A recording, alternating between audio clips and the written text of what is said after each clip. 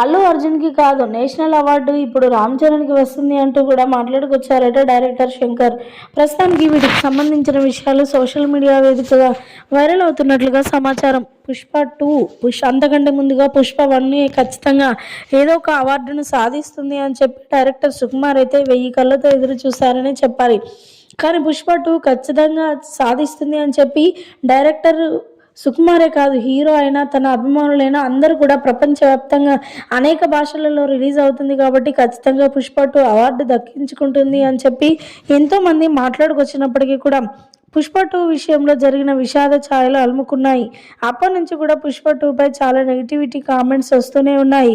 ఇక హీరో మాత్రం చాలా అద్భుతంగా నటించాడు అని కూడా మాట్లాడుకొచ్చినప్పటికీ కూడా అది ఎలాంటి అవార్డు కూడా అర్హత లేని విధంగా మారిపోయిందని చెప్పాలి. ఇక ఈ నేపథ్యంలో మరి నెక్స్ట్ శంకర్ డైరెక్షన్లో వస్తున్న రామ్ చరణ్ మూవీ గురించి మనందరికీ తెలిసిందే. ఖచ్చితంగా రామ్ చరణ్కి అవార్డు అయితే వస్తుంది.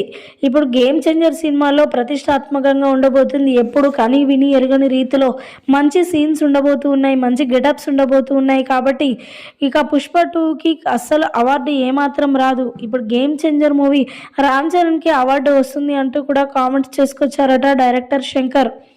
ప్రస్తుతానికి వీటికి సంబంధించిన విషయాలైతే సోషల్ మీడియా వేదికగా వైరల్ అవుతున్నట్లుగా సమాచారం.